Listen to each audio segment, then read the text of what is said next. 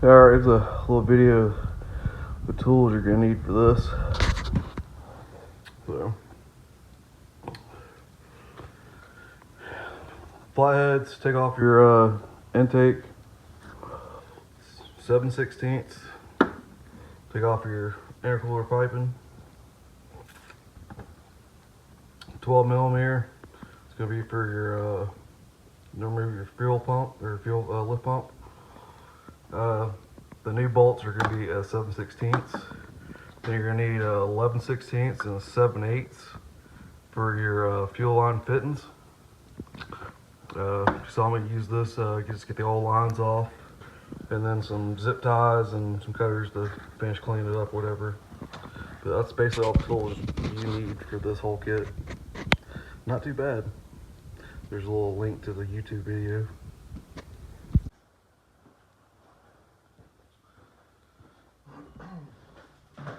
Alright, first we're going to start by taking the air box off.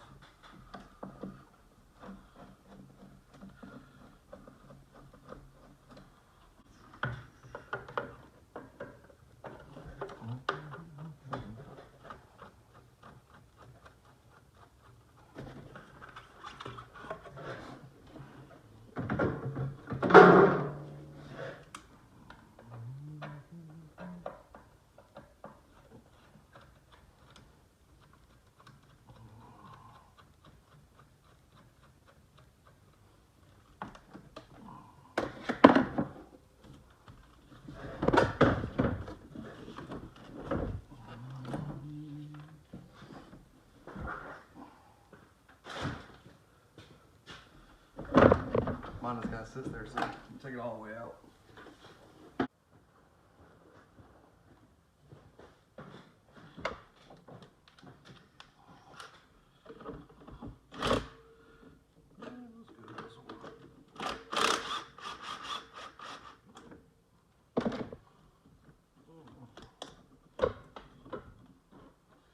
She's loose.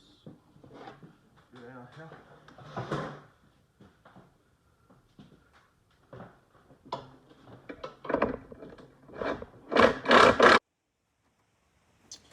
Alright, so we got our intake boot and out of the way. We're gonna take these fuel lines off real quick.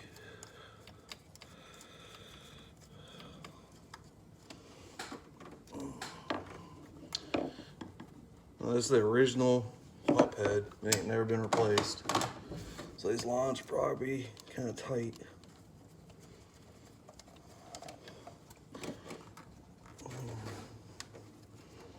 Yeah, I'm gonna get a pair of pliers.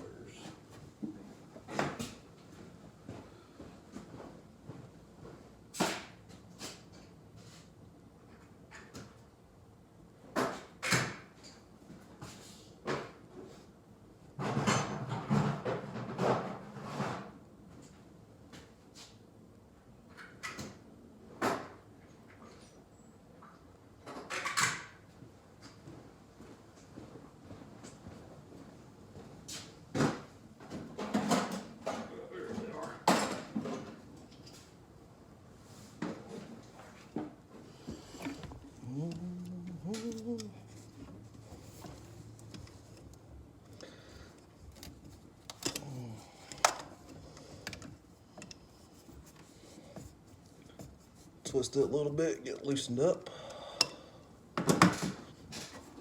And she pops right off.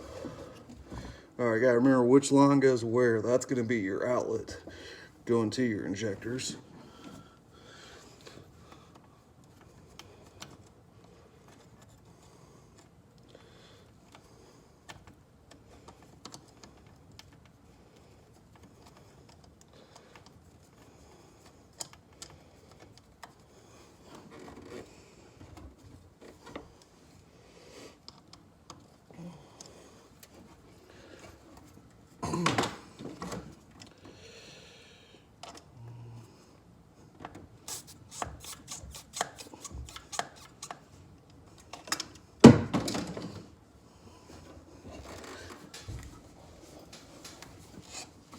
Alright. Gonna leak a little bit of diesel. And you basically got two 12mm wrench or bolts holding on.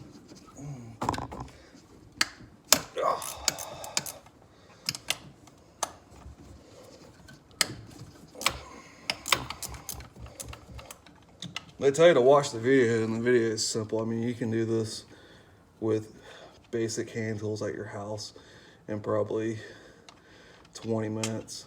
I'm just taking longer because I'm trying to do a video. It comes with new bolts, but I wonder if you could use the old ones. I don't know. We'll look here in a second.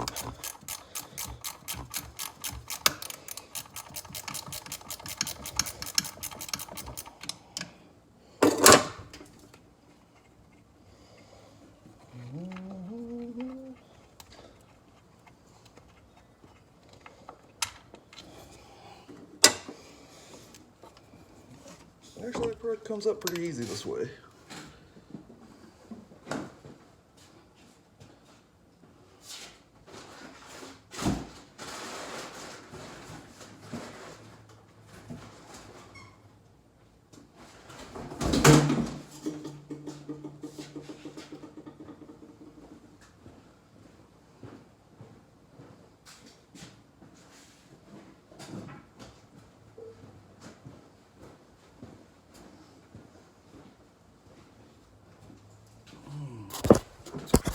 Alright, so we got our pump all the way out.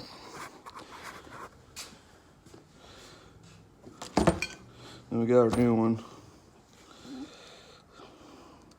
Yeah, I think you're gonna have to use the hardware they provide you. That's why they give it to you. But basically, this out here is gonna be your inlet. That's how it's gonna be your outlet or whatever that's pressurized from the pump. So, I'm gonna get back set up and we'll install it.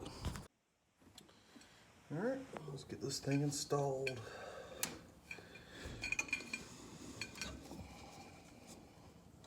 It's a little tight.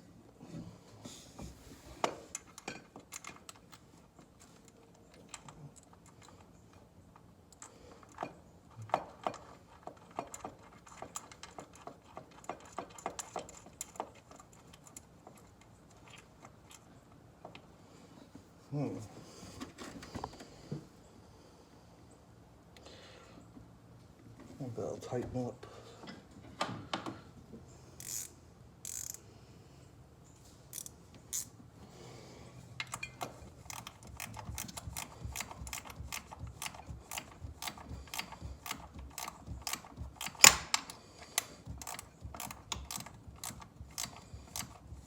Seems like it's going.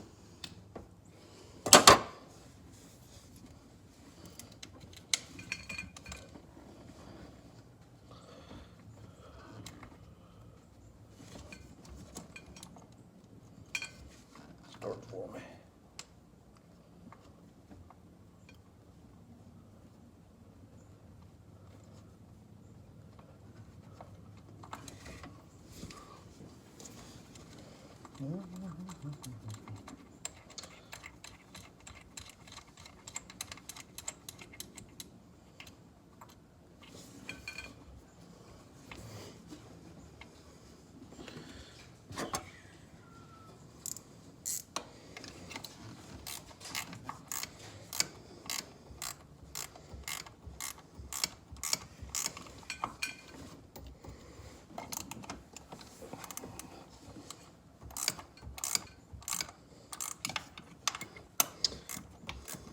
I was thinking the bolts were too long at first, but it's pulling tight.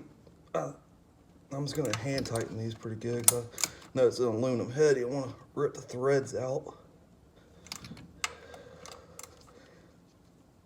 All right, so that's on. Now it's time to figure out these fuel lines. I know it says to cut it in the video, but I wonder if I have to cut it or if the new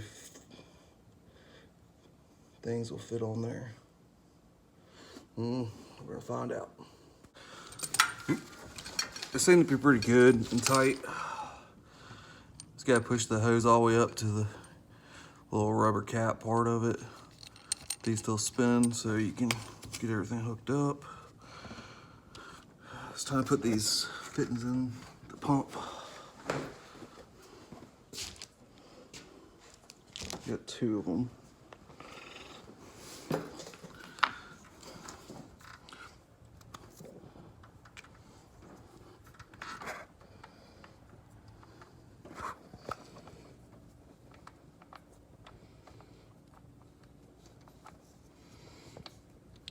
Now I'm wondering, I guess that probably needs to be all that way.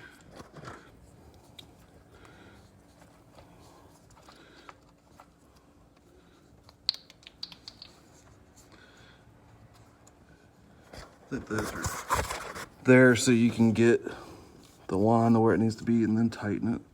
The gasket on there. Yeah, because I can't go no further than that. So that goes there for the inlet one. And then I'll get a wrench and tighten it down. Take these off. Or the outlet one, bad.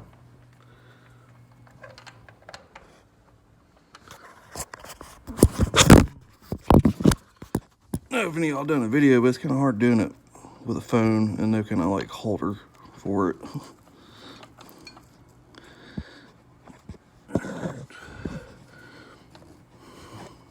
Alright, but you see how that spins?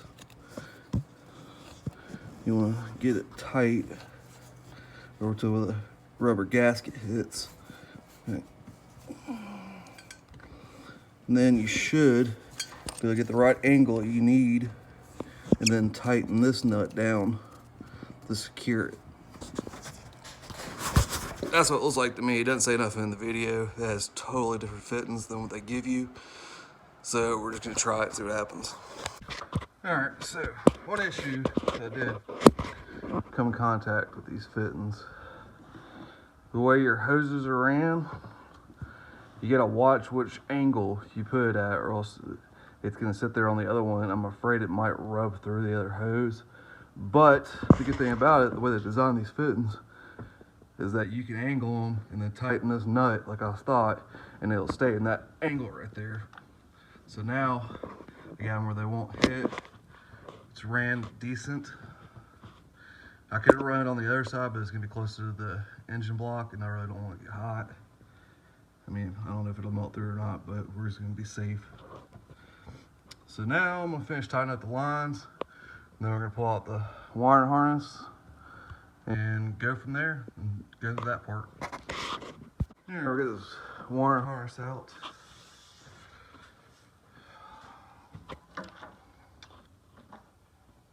Comes with a relay you can mount to the firewall somewhere. Inline fuse, it's gonna be your power and your ground hookup. And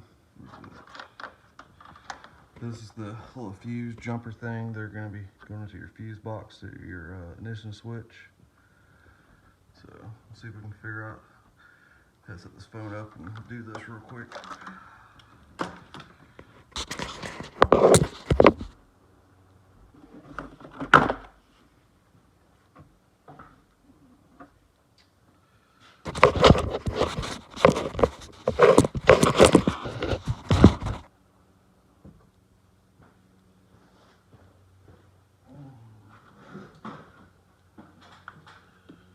You get plenty of wire, that's for sure, to tuck it wherever you want. So take a plug to our pump, plug right in, good and tight. All right, so we got the wiring done. It's probably gonna be your best for the LV7, I think, for the routing of this wire. So basically start your plug, go down, get your wiring harnesses all the way across the front of the motor.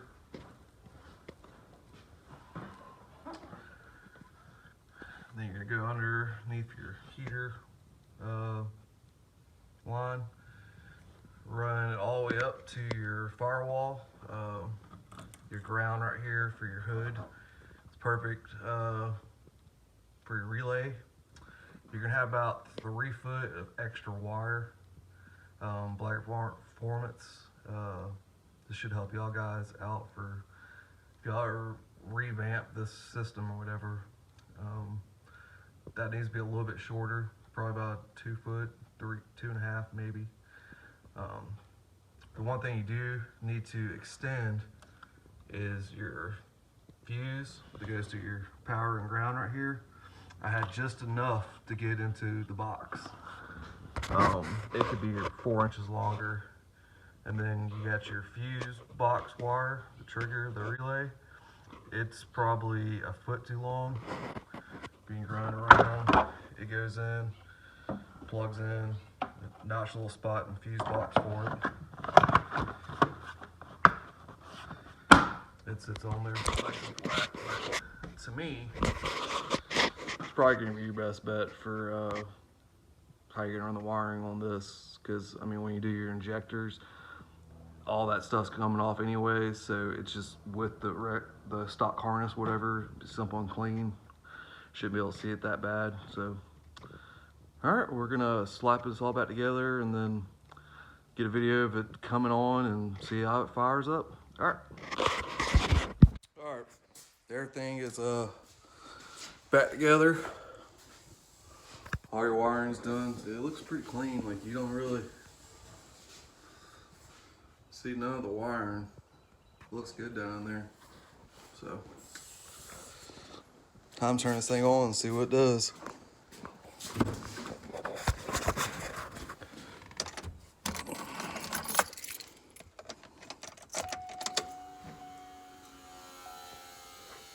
Here's the pump.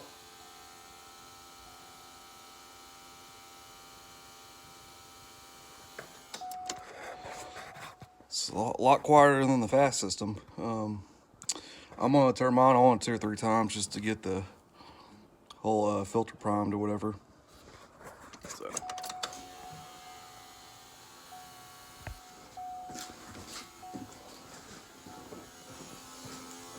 So we need to check, see if there's any leaks too.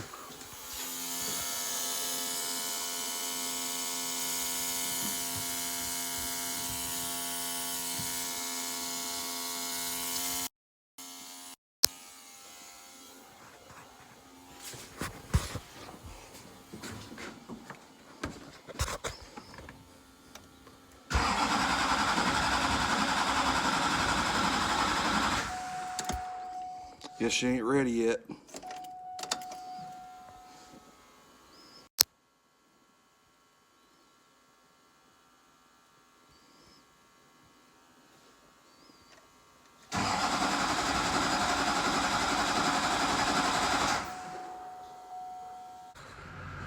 Alright, after, I don't know, 20 minutes sitting here trying to let this thing prime by itself.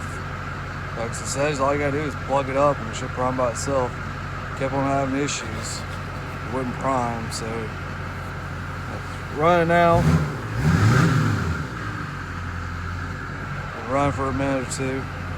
I'm gonna let it run for another minute, and then I'm gonna get out, or turn it off, and re-crank it and make sure it cranks. Then I'll have to show y'all what I did to get it primed.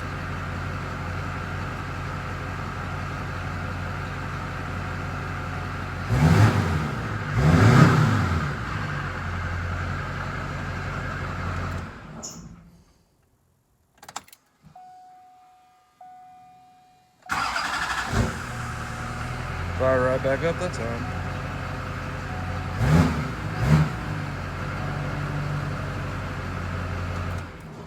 Alright, now it's time to show y'all what I had to do to get this thing primed. So basically, I pulled the filter, and it was about, I don't know, 7/8 of the way, like, filled. It's like it just wouldn't go the other eighth, you know? So what I ended up having to do was, the top of the pump right here, you can loosen this right here, and the whole pump will come off, the top part of it, and it leaves the bracket. And you can see the inside the filter, and then where the valley goes to the line to the injectors. So you move this out of the way. I got the old filter, drained the fuel out of it, ran it through a strainer, and then into a funnel that I filled up the rest of the filter in this housing with. And then I put the cap back on and tighten it, let it run for like prime for a minute, and then it fired, I don't know, 2 or 3 seconds, and then it fired right up. And now it seems to be firing fine. Doesn't look like it's leaking. There is an O-ring that goes around the top of this where the pump goes. Make sure you don't crimp it or break it. Make sure it's good and tight. So that's what I had to do to get this thing to prime all the way. I don't know what the issue was. I sent Black Market Performance an email asking about the issue. I'm gonna try to get on the phone with them this week and talk to them about it and see what their why they think it was doing what it was doing. I don't know if the O-ring might not have been sat right from factory when they built it, because I know when I talked to them, they were like 3 weeks behind on shipping these out. So I don't know if maybe in a hurry the O-ring just got a little off or something like that. It didn't look cut or nothing like that, but I don't know, it seems to be working. About throw this inner fender in and then go around the block in it, and then edit this video and show it to you guys. Appreciate it.